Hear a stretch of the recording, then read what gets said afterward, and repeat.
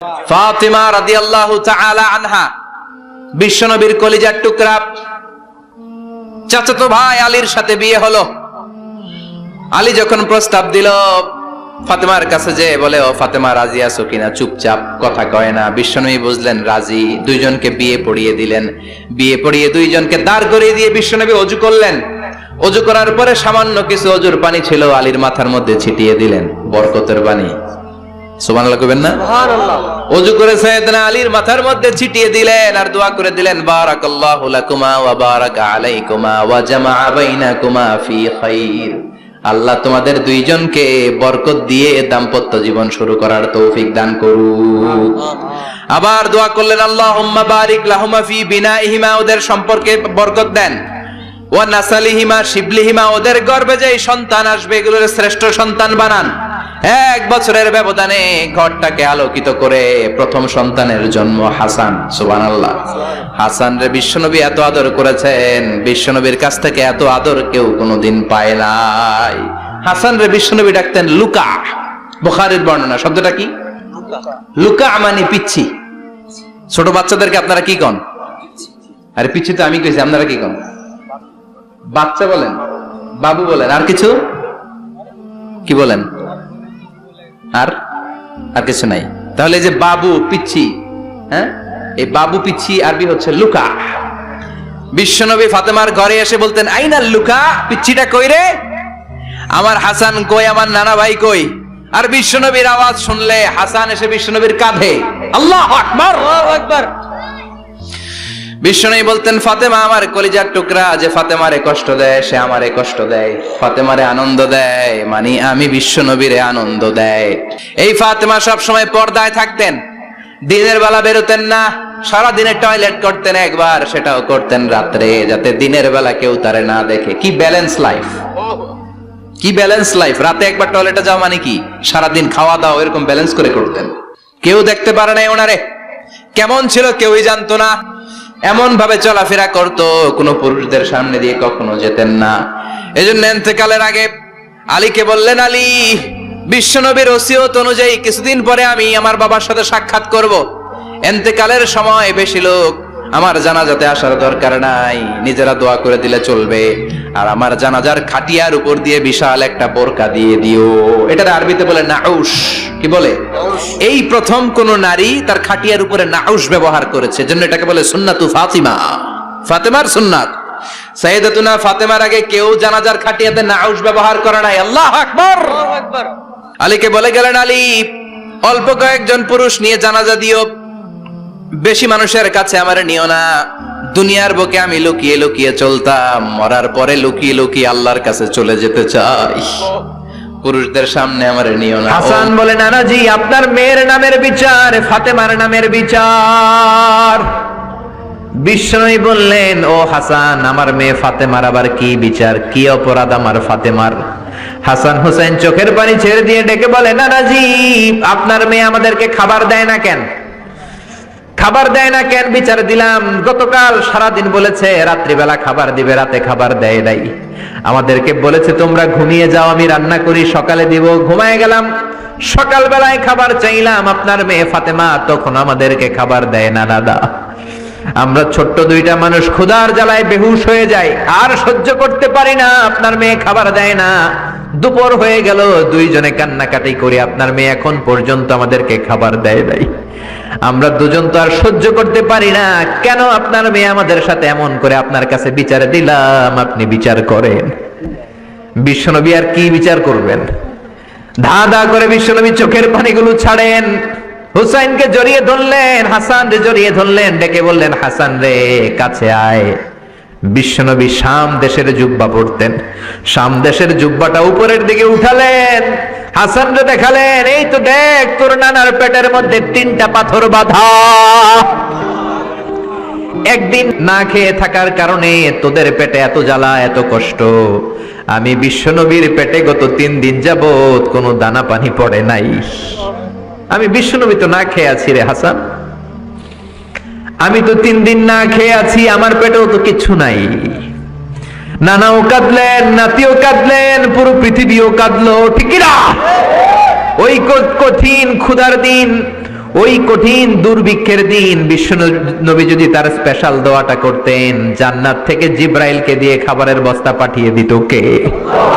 ওই দিনে বিশ্ব নবী দোয়াটা করে নাই। আমার জন্য, আপনার জন্য, আমাদের জন্য দোয়াটা এখনো আসরা নাই। কি দিল দরিয়া নবী ছিল, নিজের বিপদের কথা ভুলে গিয়ে, নাতির বিপদের কথা ভুলে গিয়ে, ফ্যামিলির কথা ভুলে গিয়ে উম্মতের জন্য কেঁদেছে, ঠিক কিনা?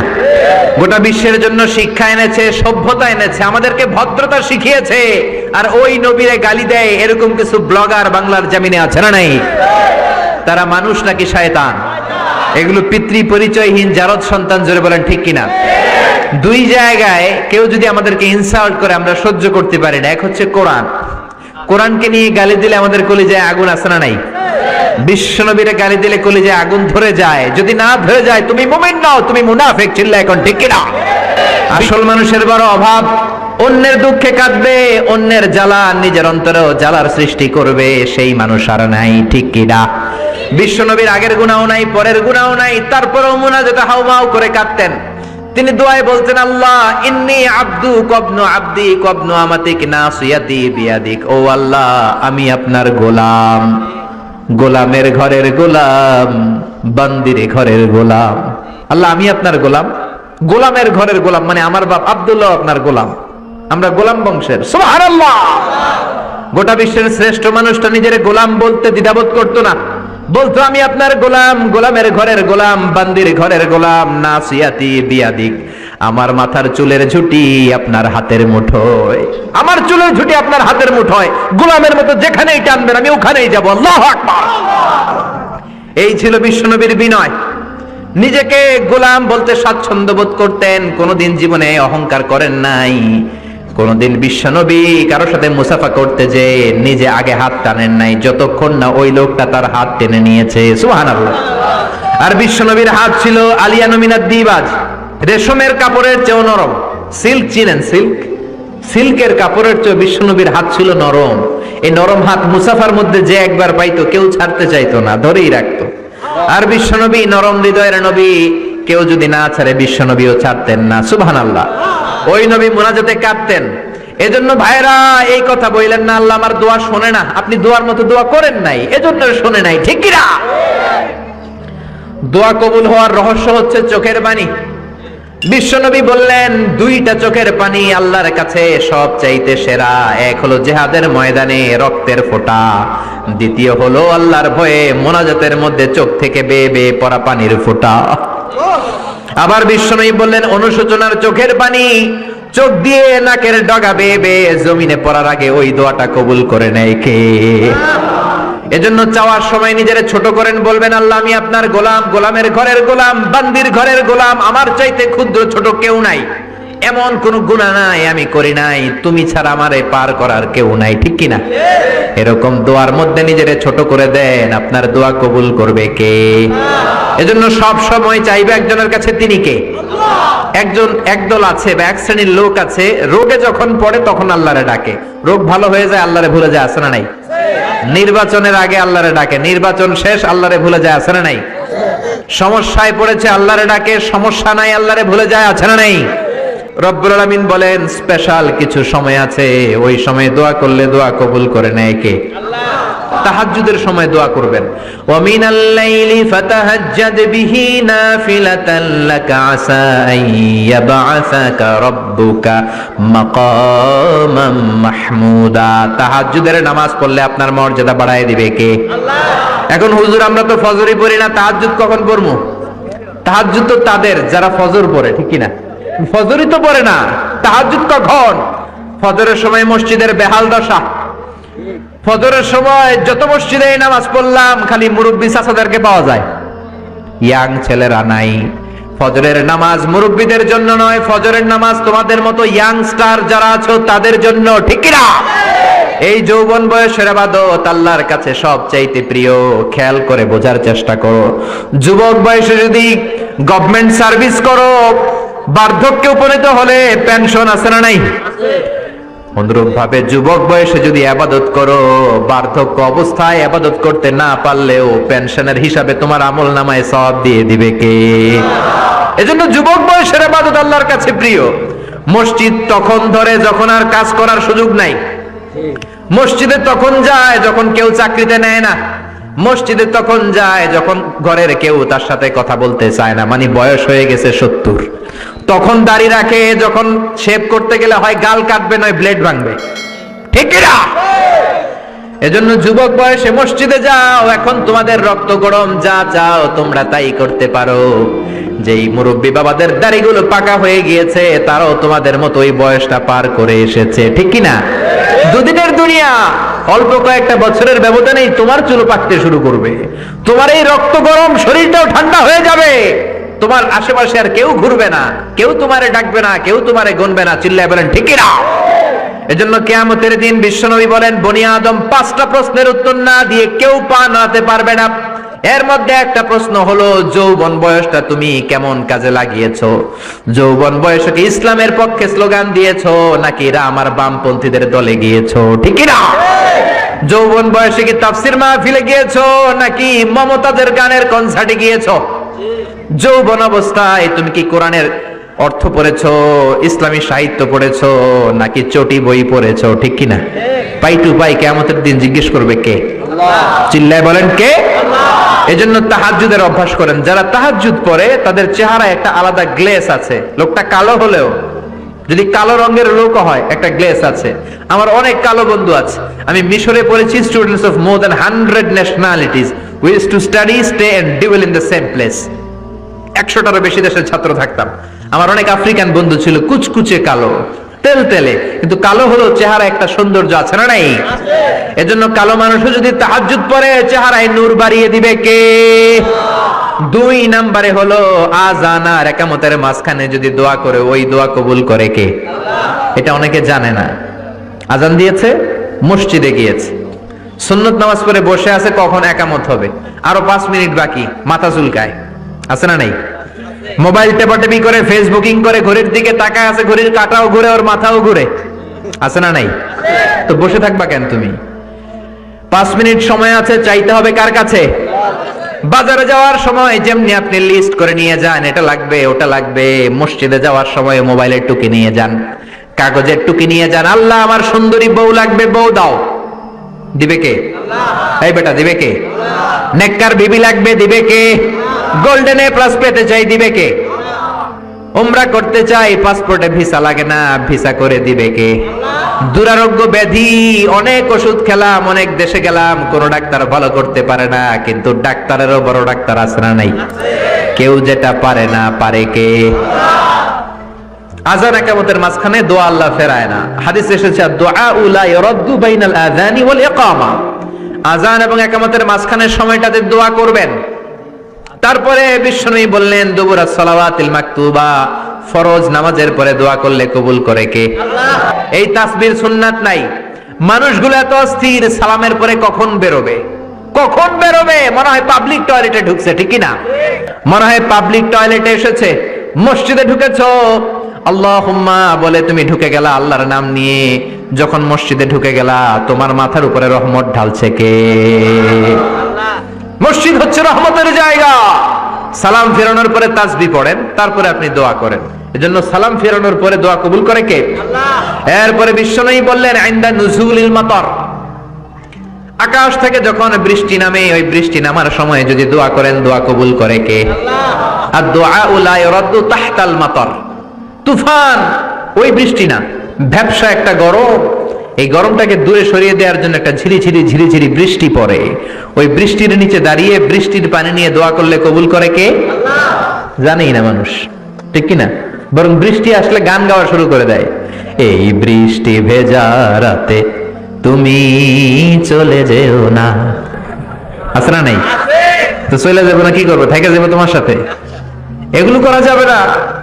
বৃষ্টি রহমতের বৃষ্টি, তুমি বৃষ্টি হাতে নিয়ে দোয়া করো। সুন্দরী বউ লাগবে, দিতে পারে একজন, তিনি কে? আল্লাহ। এজন্য চাইতে হবে একজনের কাছে, তিনি কে? কদরের রাতে দোয়া করলে আল্লাহ কবুল করে, খতমে কোরআনের পরে দোয়া করলে আল্লাহ কবুল করে, হজের মানাসিকুল হজের মধ্যে যে দোয়া করলে কবুল করে, মুসাফির দোয়া করলে কবুল করে, রোজাদার ব্যক্তি দোয়া করলে আল্লাহ কবুল করে, মাজলুম ব্যক্তি দোয়া করলেও আল্লাহ কবুল করে। এজন্য বিশ্বনবী বলেছেন ইত্তাকু দাওয়াতাল মাজলুম, মাজলুমের বদদুয়ারে ভয় করো। ফা ইন্না লাইসা বাইনাহু ওয়া বাইনাল্লাহি হিজাব, তার আর তার আল্লাহর মাঝে কোনো পর্দা থাকে না।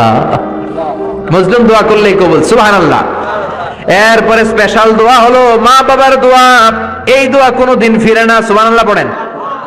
রাজি আছেন মা বাবার কাছে দোয়া চাইতে? রাজি আছেন তো? কোন ঘর আছে যে ঝগড়া হয় না? এরকম কোন ঘর পৃথিবীতে নাই। ঝগড়া হবে, মা বাবার সাথে মিসআন্ডারস্ট্যান্ডিং হবে, হয়ে যেতে পারে দু চার কথা, কিন্তু ক্ষমা চাইতে হবে, ঠিক কিনা? মা বাবার শুধু দোয়াটাই কবুল নয়, মা বাবার দোয়াও কবুল, বদদোয়াও কবুল। কি আজীব তামাশা! এমন যদি হয়তো দোয়াটা কবুল হয় কিন্তু বদদোয়াটা কবুল হয় না, তাহলে তো বাইসে যেতাম, ঠিক কিনা? কিন্তু দোয়াও কবুল, বদদোয়া। আমাদের সবচাইতে বড় পীর হবে আমার বাবা, সবচাইতে বড় পীর হলো আমার মা। সবচাইতে বেশি আমরা যার কাছে দোয়া চাইতে যাব তিনি হলেন আমার বাবা, তিনি আমার মা। চিল্লায় বলেন ঠিক কিনা? বিশ্বনবী মক্কা থেকে মদিনায় হিজরতের আগে মদিনায় দুইটা গোত্র ছিল। এই গোত্রের মধ্যে 120 বছর ধরে মারামারি। কয় বছর? 120। কেউ এই মারামারিটা বন্ধ করতে পারে না। গোত্র দুইটার নাম হচ্ছে আউস আর খাজরাজ। আউস খাজরাজের মারামারি। বাবা মরে যাওয়ার সময় ছেলের ওসিয়ত করা যায়, নসিহত করা যায়, বাবারে আমারে কোপাইছে তুইও কোপাবি। ওই বলে আবার নাতিরে কয় আমারে মারছে তুইও মারবি। তো বংশ পরিক্রমায় মারামারি চলতেই থাকে, কেউ আর থামাইতে পারে না। বিশ্বনবী মক্কা থেকে মদিনায় হিজরত করতে এসে মদিনায় বাসাবাড়ি করে 7 দিনের মাথায় 120 বছরের মারামারি থামায় দিলেন। কি নবী ছিল! মিলায় দিতেন। ফাসলিহু বাইনা আখাওয়াইকুম, ভাইয়ে ভাইয়ে মারামারি লাগলে মিলায় দাও। স্বামী স্ত্রীর ঝগড়া হলে মিলায়ে দিবেন। এজন্য মায়েরা, বোনেরা, বিশ্বনবী বলেছেন তাকফুরনাল আশিরা, মেয়েদের সবচেয়ে বড় একটা সমস্যা হচ্ছে স্বামীর নাশুকরি করে। স্বামী দিতে পারলে ভালো, দিতে না পারলে তুমি আমার জীবনে কিচ্ছু দাও নাই। এরকম আছে না নাই? স্বামী আর স্ত্রী বানায় যেজন মিস্ত্রি সে বড় আজব কারিগর, ঠিক কি না? এজন্য এই সম্পর্কটা সাইয়েদানা আদম আর হাওয়া থেকে শুরু হয়েছে। কিয়ামত পর্যন্ত স্বামী আর স্ত্রীর এই সম্পর্কের মাধ্যমে গোটা বিশ্বটারে জারি রেখে দিয়েছে কে? তো এই জন্য নারীদের জন্য জান্নাতে যাওয়া সহজ, তারা যদি কিছু প্রসিডিউর মেনটেন করে। বিশ্বনবী বললেন কোন নারী যদি 4টা কাজ করে ওই নারীর জন্য 8টা জান্নাতের দরজা খুলে দিবে কে? আল মারআতু ইযা সাল্লাত খামসাহা সামাত শাহরাহা আতাআত বা'লাহা হাফিজাত ফুরুজাহা ফালতাদখুল মিন আইয়ি আবওয়াবিল জান্নাতি শাআত। মায়েরা ভালো করে শুনেন, যে নারী 5 ওয়াক্ত সালাত পড়বে, রমাদানের রোজা রাখবে, স্বামীর আনুগত্য করবে, লজ্জাস্থানের হেফাজত করবে, এই 4টা কাজ করলে আল্লাহ তাআলা তার জন্য 8টা জান্নাতের দরজা খুলে দিবেন। এজন্য বিশ্বনবীও কালেকশন করতেন। তো বিশ্বনবী বললেন মহিলারা বেশি বেশি দান করো। এই কথা শোনার পরে মহিলারা দান করা শুরু করলো। কেউ নাকের ফুল, কেউ কানের দুল, কেউ হাতের বালা, কেউ পায়ের নুপুর, কেউ গলার চেইন বিশ্বনবীর হাতে জিহাদের জন্য দান করতে শুরু করলেন। বিশ্বনবীর হাত কয়টা? একটা বলে 2টা। তো 2 হাতে বিশ্বনবী আর কয়টা নেবেন? আর নিতে পারে না। বেলালের বললেন বেলাল তোমার চাদরটা নিয়ে আস। বেলাল এরকম চাদর নিয়ে ধরলেন। বিশ্বনবী কালেকশনের ওয়াজ শুরু করলেন আর বেলাল কালেকশনের সব জিনিসপত্র গুছাতে লাগলো। কোন সুবহানাল্লাহ। এজন্য কালেকশন করাটাও সুন্নাত, তবে ওটা একটা লিমিটেশনের মধ্যে, একটা সৌন্দর্যের মধ্য দিয়ে। কিছু কিছু মাদ্রাসার ছেলে মেয়েদেরকে চাল ওঠানোর জন্য বাড়ি বাড়ি পাঠায়, আছে না নাই? এদের ছোটবেলা থেকে মানসিকতাগুলো নষ্ট করে দেওয়া হয়। কেমন করে অন্যের কাছে হাত পাতবে এটা শেখানো হয়। ইসলাম বলে আল ইয়াদুল উলিয়া খায়রুম মিনাল ইয়াদিস সুফলা, উপরের হাত নিচের হাতের চেয়ে উত্তম। যে দেয় আর যে নেয় তাদের মধ্যে সেরা যে দেয়। চিল্লায় কোন ঠিক কিনা? আবার ইসলাম বলে দেওয়ার সময়ও ভারসাম্য করে দিবা। দেওয়ার সময় কিপটামি করা যাবে না, আবার ঘরে যা আছে সবও দিয়ে দেওয়া যাবে না, ঠিক কিনা? বিশ্বনবীর গায়ে একবার একটা জুব্বা, কয়টা? এক ভিক্ষুক এসে বলে নবী আমার জুব্বা নাই, আমার জুব্বা দেন। দয়ার নবী, মায়ের নবী নিজের জুব্বাটা খুলে দিয়ে ওই ভিক্ষুকের হাতে তুলে দিলেন। এখন নবীর গায়ে কোনো জুব্বা নাই। বিশ্বনবী এখন ঘর থেকে বেরোতে পারে না। সাহাবারা এসে ঘরে নক করে, বিশ্বনবী বেরোতে পারে না। আল্লাহ আয়াত নাযিল করলেন ওয়াল্লাযীনা ইযা আনফাকু লাম ইউসরিফু ওয়া লাম ইয়াকতুরু ওয়া কানা বাইনা যালিকা কওয়ামা। মুমিন বান্দাদের গুণাবলী যখন দান করে কিপটামি করবে না, আবার অপচয়ও করবে না। এই আয়াত দিয়ে আল্লাহ বুঝাতে চাইলেন, নবীরে ধমক দিলেন, ও নবী 2টা জামা থাকলে একটা দিতেন, তিনটা থাকলে একটা দিতেন, একটা যখন ছিল এটা দিলেন কেন? এখন নিজে করবেন কি? সুবহানাল্লাহ করবেন না? ইসলাম তো ব্যালেন্সড রে ভাই, ইসলাম ভারসাম্যপূর্ণ। ইসলামের সব বিধানগুলো আপনার সাথে স্যুট করবে, ম্যাচ করবে, এটা জীবন ঘনিষ্ঠ। ইসলামে এমন কোনো বিধান দেয়া হয় নাই যেটা আপনার খারাপ লাগবে। অন্যান্য সব ধর্মের প্রতি শ্রদ্ধা রেখেই বলি, আমার ইসলাম যে আহকাম আমাদেরকে দিয়েছে এরকম বিধান কোন ধর্মের ভেতরে নাই। চিল্লা এখন ঠিক কিনা? এরপরে কোরআন পাহাড়ের ব্যাপারে বলেছে, ওয়াজআলনাল জিবালা আওতাদা, আমি পাহাড়গুলোরে পেরেকের মতো জমিনে ঢুকিয়ে দিয়েছি। সুবহানাল্লাহ। তাহলে পাহাড়কে আল্লাহ তাআলা পেরেকের সাথে তুলনা করলেন। কিসের সাথে? পেরেক চিনেন? সবাই চিনেন? মাতোয়াইলে আছে পেরেক। কি করে পেরেক দিয়ে? কাঠের ভিতরে ঠুকে না, দেয়ালে ঠুকে। তাহলে আল্লাহ পাহাড়গুলোরে বললেন পেরেক। আচ্ছা, পেরেক যখন আমরা কাঠের ভিতরে ঢুকাই, পুরো পেরেকটা কাঠের ভিতরে ঢুকে যায়, উপরে শুধু কি থাকে? মাথাটা থাকে, ঠিক কিনা? তার মানে আমরা যে পাহাড় দেখতে পাচ্ছি এটা পাহাড়ের মাথা। পুরো পেরেক যেমনি কাঠের ভিতরে, পুরো পাহাড়টা আছে মাটির ভিতরে। চিল্লায় পড়ি আল্লাহু আকবার। জমিনে আমরা দৃশ্যমান এই পৃথিবীতে খালি চোখে যে পাহাড় দেখতে পাই, এটা আসল পাহাড় না, এটা পাহাড়ের মাথা। যেমনি পেরেক যখন কাঠের ভিতরে ঢুকে দেই, পুরো পেরেকটা কাঠের ভিতরে ঢুকে যায় কি যায় না? পেরেক নিয়ে যখন আমি হাতুড়ি দিয়ে মারলাম, পুরো পেরেকটা কই যায়? কাঠের ভিতরে, তাই না? তার মানে খালি চোখে যে পাহাড় দেখি, এটা পেরেকের মাথা যেমনি একটু দেখা যায়, এটা পাহাড়ের মাথা। আসল পাহাড় মাটির ভেতরে, উপরে যদ্দূর দেখা যায় তার কমসে কম 10 গুণ পাহাড় মাটির ভিতরে রেখে দিয়েছে কে? আবার আল্লাহ বললেন, ওয়ামিনাল জিবালি জুদাদুম বীদু ওয়া হুমরুম মুখতালিফুন আলওয়ানুহা ওয়া গরাবিবু সুদ। পাহাড়ের মধ্যে কোন পাহাড় আমি বানিয়েছি ধবধবে শুভ্র সাদা, কোন পাহাড় আমি বানিয়েছি রক্তিম লাল, কোন পাহাড় আমি বানিয়েছি কুচকুচে কালো। 3 কালারের পাহাড়। কয় কালারের? মৌলিকভাবে ধবধবে শুভ্র সাদা পাহাড়, অথবা রক্তিম লাল পাহাড়, অথবা কুচকুচে কালো পাহাড়। আপনি পৃথিবীর পাহাড়গুলো নিয়ে যদি গবেষণা করেন, বিভিন্ন রঙের পাহাড় আপনি দেখবেন। আমি তো পৃথিবীর অনেক জায়গায় পাহাড় দেখেছি। মিশরে আমি তুর পাহাড়ের চূড়ায় উঠেছি। ওখানে যেখানে মুসা আলাইহিস সালামের কাছে আল্লাহ নূরের তাজাল্লি দিয়ে ফোকাস করেছেন, পাহাড়টার নাম তুর পাহাড়। 2 বার আমি উঠেছি এটার চূড়ায়। উঠতে আমার অনেক কষ্ট হয়েছে। ওখানে উঠে ফজরের সালাত পড়ে আমি খেয়াল করে দেখলাম তুর পাহাড়ের আশেপাশের পাহাড়গুলো কোনোটা খয়েরি, কোনোটা কালো, কোনোটা লাল, কোনোটা ধূসর। আল্লাহু আকবার। এক এক পাহাড়কে এক এক রং দিয়ে তৈরি করলো কে? পৃথিবীতে চায়না নামে একটা দেশ আছে না? চায়না একটা শহর আছে গানজু। কি নাম? আজকে যে গুগল করবা, the গানজু city located in China. চায়নাতে অবস্থিত গানজু শহরে একটা পাহাড় আছে। এই পাহাড়ের নাম রেইনবো মাউন্টেন। কি নাম? মানে রংধনুর পাহাড়। রংধনুর কয় রং? সবাই কন, আরো জোরে। 7 রং না? আমরা ছোটবেলায় মুখস্থ করতাম, বেনিয়া সহকলা, বেনিয়া সহকলা। এই 7 রঙের পাহাড় ওখানে দেখা যায়। এক জায়গায় 7 রঙের পাহাড়। সুবহানাল্লাহ কইতে পারলেন না? মজা করে বানালো কে? সুনানে তিরমিজি আর মুস্তাদরাকে হাকিম, মুসনাদে আহমদ ইবনে হাম্বলের হাদিস। আল্লাহ যখন পৃথিবী বানালেন, এই পৃথিবীটা ঘোরার পাশাপাশি কাঁপাকাঁপি শুরু করে দিল। এই পৃথিবীর কাঁপাকাঁপি বন্ধ করার জন্য রব্বুল আলামিন পৃথিবীর মধ্যে পাহাড় গেড়ে দিলেন। 7টা tectonic plate, 7 tectonic plates creates the mountain range on earth. 7টা টেকটনিক প্লেট আল্লাহ দিলেন। পৃথিবী সৃষ্টি করার পরে পৃথিবী কাঁপে। আল্লাহ পাথর দিয়ে পেরেক মারলেন, পৃথিবী আর কাঁপে না। সুবহানাল্লাহ করো। ফেরেশতারা দেখে তো অবাক। ফেরেশতারা বলে, আল্লাহ পাহাড়ের এত শক্তি, পাহাড় গেড়ে দিলেন পৃথিবীতে, আর পৃথিবী কাঁপে না। হাল মিন খালকিকা আশাদ্দু মিনাল জিবাল। আল্লাহ আপনার সৃষ্টির মধ্যে পাহাড়ের চেয়ে শক্তিশালী কি কিছু আছে? আল্লাহ বললেন, নাম আছে। আল হাদিদ, লোহা। লোহা পাহাড়ের চেয়ে শক্তিশালী, কারণ লোহা পাহাড়ে মারলে পাহাড় ভেঙে যায়, ঠিক কিনা? ফেরেশতারা আরো অবাক, লোহা এত শক্তিশালী। হাল মিন খালকিকা আশাদ্দু মিনাল হাদিদ। আল্লাহ, তাহলে লোহার চেয়ে শক্তিশালী মনে হয় কিছু নাই, আছে? আল্লাহ বললেন, নাম আছে। আন্নার, আগুন, কারণ আগুনের মধ্যে লোহা ফেলে দিলে লোহা গলে যায়, ঠিক কিনা? ফেরেশতারা তো আরো অবাক। ফেরেশতারা বলে, তাই নাকি? আগুন এত শক্তিশালী, তো হালমিন খালকিকা আসাদ্দু মিনান নার, আল্লাহ আপনার সৃষ্টিতে আগুনের চেয়ে শক্তিশালী কিছু আছে? আল্লাহ বলে আছে। আলমা, পানি, কারণ আগুনের মধ্যে পানি ঢাললে আগুন পাওয়া যায়।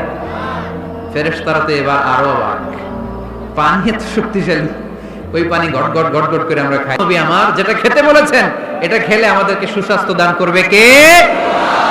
তার মানে প্রাণীবিদ্যায় আমরা কোরআন থেকে যে তথ্য পেয়েছি, এই তথ্যের সাথে বিজ্ঞানের তথ্যের মিল আছে না নাই? কোনো অমিল আছে? কিন্তু বিজ্ঞান যদি কোনো অমিল খুঁজে পাওয়া যায়, বিজ্ঞানী বাবাজিদের কি করতে হবে? কি করতে হবে? They have to wait unless they get their final discoveries, the latest and modern invention.